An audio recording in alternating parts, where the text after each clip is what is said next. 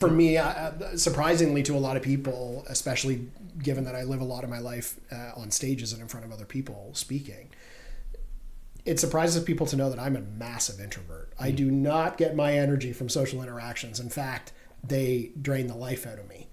And I was going to a lot of these networking events and getting home exhausted with quantity, but not quality. Yeah. You know, I'd reach into my pocket and I'd pull out 30 business cards. Back in the days when we used business cards, which really was not that long ago. We most things are digital now, especially post COVID. Yeah. And it was pretty unlikely that I would actually, in my mind, be able to draw my attention back to who the person was, or the conversation we had. For sure. And most things that matter in our lives are quality-based things. Rarely is it a quantity-based thing.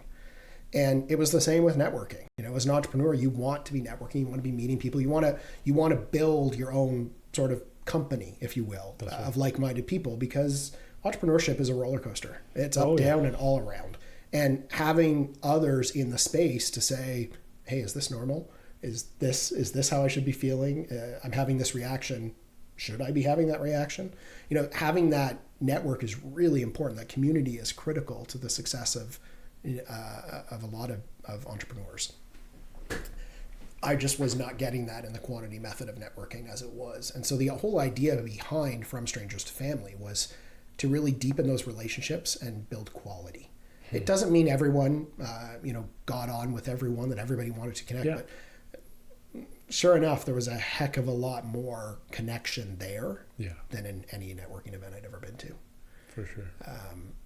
So that means a lot that it resonated the way it did with you. It means that the purpose or the spirit behind the event, the night, is intact. It's doing what it's meant to do, which is whatever it needs to do for you or whoever it is that's at the table.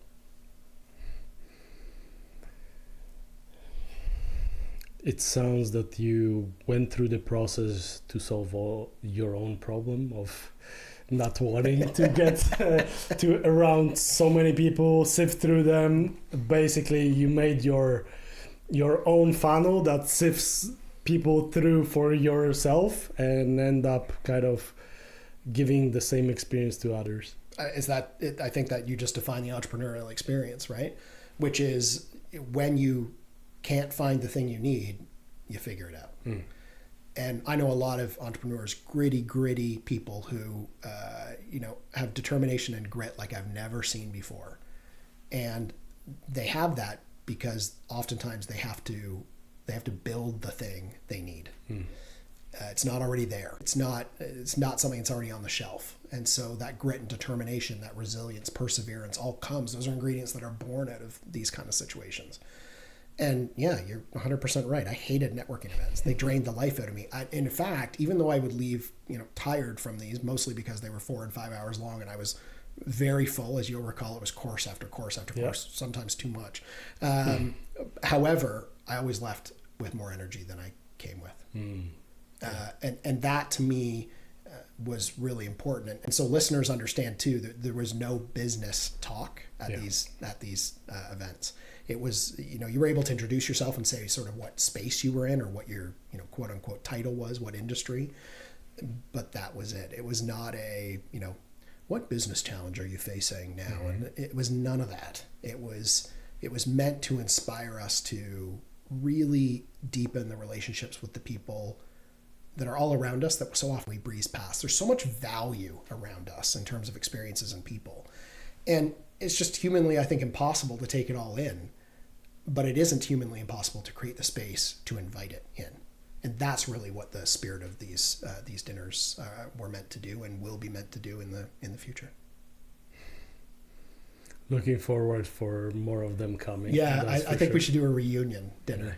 Yeah. That would be cool. Now, that would sort of break the strangers part, but from estranged family to family. Yeah. So true. Yeah.